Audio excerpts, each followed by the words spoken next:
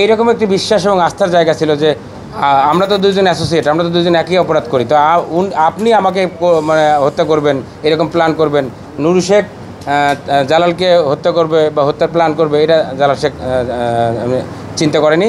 এবং এই ওষুধটি যে নুরু শেখের কাছে ছিল, ওষুধটি যে ব্যবহার করবেন, তার পিছনে ব্যবহার করবেন, তার জন্য ব্যবহার করবেন, এটা উনি ধারণা করতে পারেননি। আপনার সঙ্গে যখন আমার কোনো সখ্যতা থাকে, সেটা বন্ধুত্ব হোক অথবা আত্মীয়তার সম্পর্ক হোক, আপনার প্রতি কিন্তু আমার একটি বিশ্বাসও থাকে, আস্থাও থাকে। আমি যখন আমার কাউকে বন্ধু হিসেবে গ্রহণ করব, তখন কিন্তু আমার একটি আস্থার জায়গাও তৈরি হয়। তো যখন তারা একই পেশায় থাকে, একই অপরাধ করে, আপনি আমার বুকে ছুরি মারবেন, এটা কিন্তু আমার মানে ধারণা থাকে না, থাকার কথা না।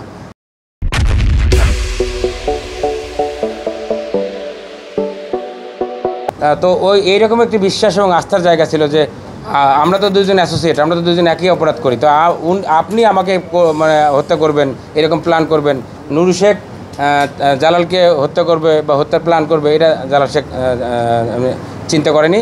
এবং এই ওষুধটি যে নুরু শেখের কাছে ছিল, ওষুধটি যে ব্যবহার করবেন, তার পিছনে ব্যবহার করবেন, তার জন্য ব্যবহার করবেন, এটা উনি ধারণা করতে পারেননি। বললাম, অর্থাৎ যেটি নুরু শেখের ছিল, ভিকটিম নুরু শেখের ছিল, এই অটোরিকশাটি উদ্ধার করলাম, আইন অনুযায়ী আমরা জব্দ করলাম, প্লাস মোজাম্মেলকে আমরা গ্রেপ্তার করলাম এবং মোজাম্মেলকে নিয়ে এসে জিজ্ঞাসাবাদ করলাম।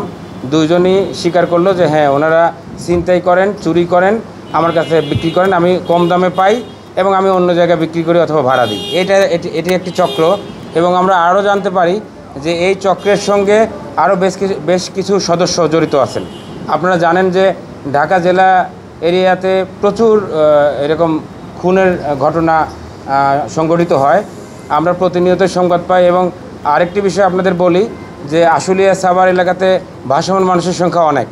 উত্তরবঙ্গ থেকে, সারা বাংলাদেশ থেকে এখানে গার্মেন্টসে কাজ করতে মানুষ আসে, জীবিকা নির্বাহের জন্য, রিক্সা চালানোর জন্য, ছোটোখাটো কাজ করবার জন্য এই এলাকায় মানুষ আসে এবং তারা ছোটোখাটো মেসে বা বাসায় ভাড়া থাকে। তো অনেকের পূর্ব পরিচিত থাকে অথবা এখানে এসে কাজের সুবাদে তাদের মধ্যে বন্ধুত্ব, সখ্যতা, পরিচয় ঘটে। তো তারা একটি চক্র মিলে ডিএমপির আপনার বংশাল এরিয়াতে, মিটফোর্ড এরিয়াতে, তারপর হচ্ছে কোতোয়ালি এরিয়াতে, বিশেষ করে চকবাজারে প্রচুর আপনার রিক্সা থাকে, মালামাল টানাটানি করে। তো রিক্সা চালক যখন রিক্সাটি লক করে যখন একটি প্রোডাক্ট গোডাউনে পৌঁছে দিতে যায়, তারা এই চক্র সঙ্গে সঙ্গে ইনস্ট্যান্ট ওই তালা ভেঙে অথবা যে কোনো একটি প্রক্রিয়ায় তালা খুলে তারা এই ভ্যান হোক, রিক্সা হোক, এগুলো খুব দ্রুততম সময়ের মধ্যে সরিয়ে ফেলে। এই অটোরিক্সা কিনেন মোজাম্মেল, উনিও স্বীকার করেছেন যে এই চক্র, অর্থাৎ বিশেষ করে নুরু শেখের কথা বলেছেন যে এই অটোরিক্সার পূর্বে উনি প্রায় 4-5টি রিক্সা তার কাছে রিক্সা এবং ভ্যান, বিশেষ করে ভ্যান, মালামাল ক্যারি করে তো সাধারণত ভ্যান, এই ভ্যান বিক্রি করেছেন। এবং আমরা মোজাম্মেলের কাছ থেকে যখন আমাদের এই মামলার আলামত অটোরিক্সা উদ্ধার করি, তখন তার স্বীকারোক্তি মোতাবেক আরও দুটি পূর্বে চুরি করা ভ্যানও আমরা জব্দ করি। এই ভ্যান দুটি তো আমাদের এই মামলার আলামত না, বাট অন্য পূর্বের ঘটনার চুরির আলামত। তো ভ্যানে যেহেতু কোনো রেজিস্ট্রেশন নাম্বার থাকে না, ভ্যানের কোনো আইডেন্টিফিকেশন থাকে না, তারপরও আমরা কোন এরিয়াতে চুরি করেছে, কোন এরিয়া থেকে চুরি করেছিল, কত তারিখে চুরি করেছিল, ওই এলাকায় কোনো জিডি হয়েছে কিনা, আমরা এগুলো মানে সার্চ করেছি। আমরা এখনও আমাদের চেষ্টা অব্যাহত রেখেছি যে ওই সময়ে যার ভ্যান হারিয়েছিল তাদেরকে পাওয়া যায় কিনা, আমাদের হেফাজতে আছে। যদি পাই তাহলে আমরা ওই পূর্বের ভ্যান দুটি দিয়ে দেবো। এবং আরও দুটি ভ্যান উনি বিক্রি করে দিয়েছেন, মোজাম্মেল বলেছেন যে সেই ভ্যান দুটিও আমরা উদ্ধার করবার চেষ্টা অব্যাহত রেখেছি। আর এখানে যে অটোরিকশা ছিনতাইয়ের যেটি আমাদের আলামত, সেটি আমরা উদ্ধার করবার পরে তাদের দুজনকে আমরা জিজ্ঞাসাবাদ করলাম যে তোমাদের সঙ্গে আর কারা জড়িত আছে। তাদের নাম আমরা পেয়েছি। আমরা আমাদের তদন্তের স্বার্থে তাদের নাম আপনাদের সামনে বলছি না, আমরা এই চক্রকে আমাদের আইনের আওতায় আনবার চেষ্টা অব্যাহত রেখেছি এবং আমরা আনতে পারবো। এবং পুরো গ্যাং যারা এই সমস্ত অটোরিকশা ছিনতাই এবং পাশাপাশি অটোরিকশা হোক, ভ্যান হোক, রিক্সা হোক, এগুলি ছিনতাই করেন এবং কখনো কখনো হত্যাও করে ফেলেন, এই চক্রটিকে আমরা বাকি যারা সদস্য আছে তাদেরকে আমরা আমাদের আইনের আওতায় আনবো ইনশাল্লাহ। হত্যা করেছে জালালকে এবং মোজাম্মেল, যিনি এই অটোরিকশা চুরি করে অটোরিকশা যিনি কিনেছেন এবং নিয়মিত কিনেন, এই দুইজনকে আমরা গ্রেপ্তার করে আমাদের জিজ্ঞাসাবাদে তাদের কাছ থেকে বেশ কিছু গুরুত্বপূর্ণ তথ্য পাই।